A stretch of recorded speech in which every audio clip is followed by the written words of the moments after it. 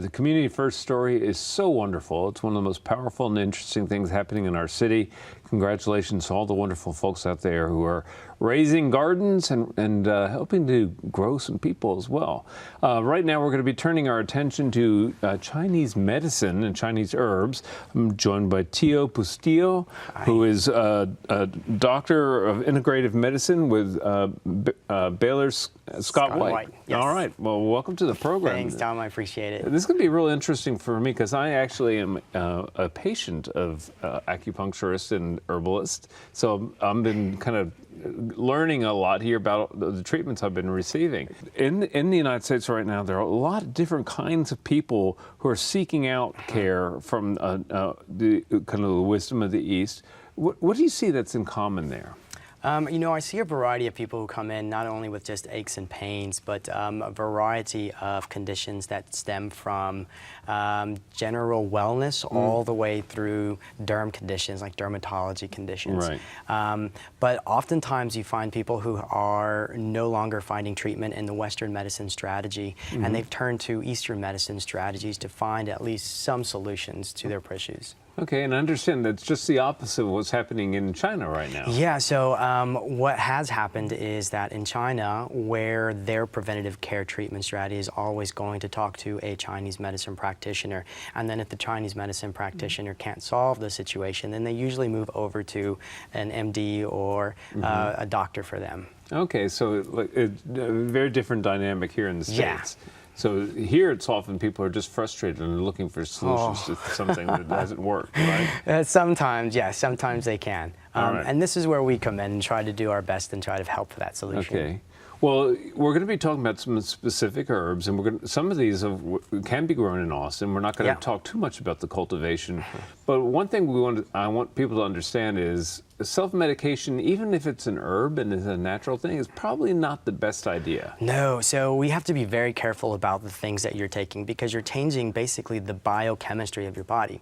And so consuming an herb or taking any kind of supplement, you're changing your chemistry. And so we have to talk to either your physician or someone who specializes in herbal pharmacology before taking any type of herbal medicine. Right. And especially at Baylor Scott & White, we actually work very well with your primary care providers and start to build a plan around all of those treatment strategies, which is awesome. Well, and making sure that the herbs that you're taking aren't counterindicated with medications you might be. Exactly, which is huge. And oftentimes people don't recognize that those herbs that they're taking are counteractive with the medications that they're taking. Okay, and prevention of illness is a big thing in Chinese traditional medicine. Correct. And you've brought some herbs, and we're going to talk about each of these because these are all kind of preventive, right? Yeah, you can take them at different stages of your health. Okay.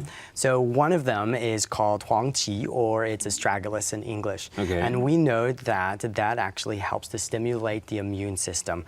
And the way it works is that the polysaccharides inside of that little herb there starts to build up more white blood cells in the system. Okay. Which, if you take it for long periods of time before the cold and flu seasons, you'll be ready for the cold and flu seasons before you get to that area. Okay, and this is just a root of a common plant from East Asia.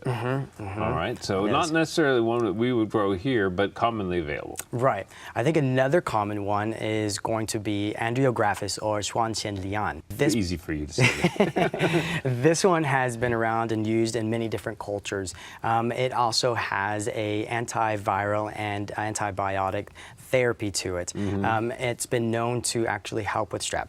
So, which is awesome.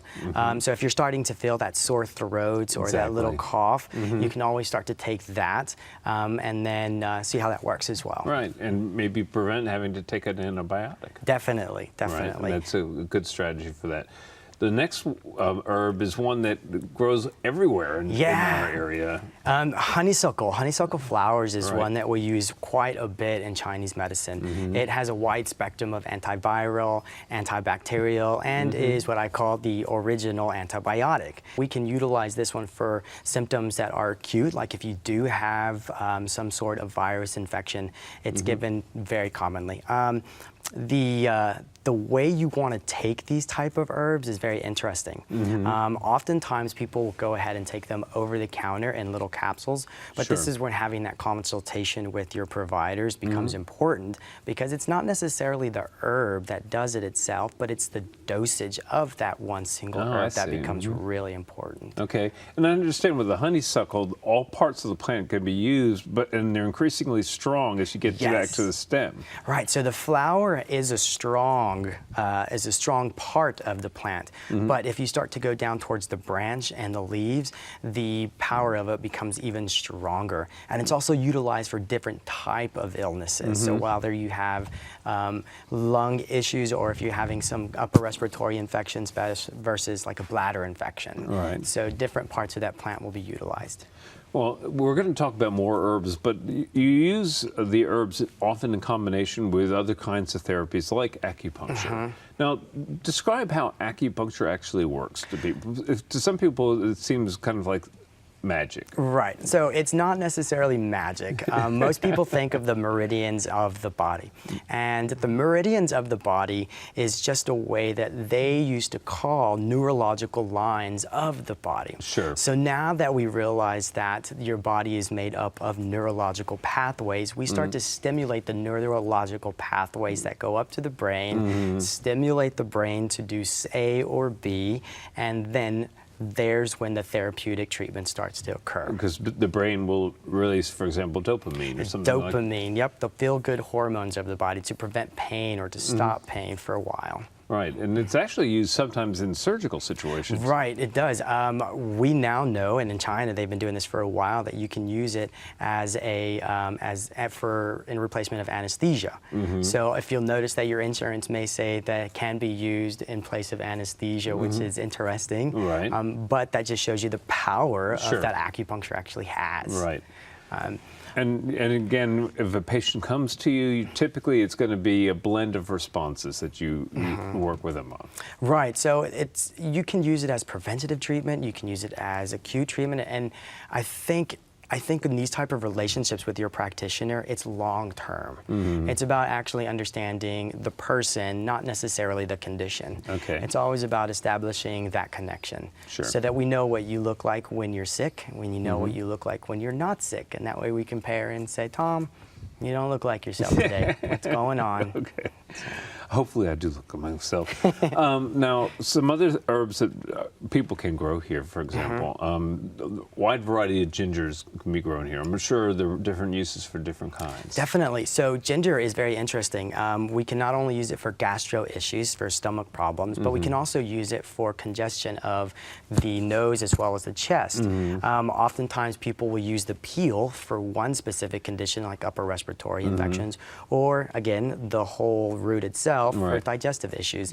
Most people don't realize, though, they can also utilize it as a topical agent. So if you've ever taken a warm bath, tried to warm yourself up when you have those chills or those little fevers, you can actually put the ginger inside of your bath and have a ginger bath, which warms the body even more. Sounds like fun, actually. It's great. It's really great. Okay, cool. But sometimes we can add also vegetables in it, and the vegetable would be like scallions. If you put scallions and ginger together, it warms the body up even more. Okay, we only have a short amount of time, but I want you to address echinacea, because a lot of people use it while they shouldn't be. Right. So people who have allergies to ragweed should not be using echinacea. Since echinacea and ragweed are part of the same family, you might actually be doing yourself a disservice and causing more allergy symptoms than actually boosting your immunity. Okay. So it's very careful. All right, as an allergy sufferer, I will remember that for a very long time. It also is sometimes counterindicated for autoimmune disorders, right? Right, so if you have an autoimmune condition, we need to be very mindful of the medications that you're taking. You may not want to boost your immunity while you are on that type of medication. Okay. So that's where herb-drug interactions are important. Okay, well, Tio, this has been fascinating. Thank you so much for being a guest on Central Texas Gardener. Thank you so much for having me, Tom. All right, and coming up next, it's Daphne.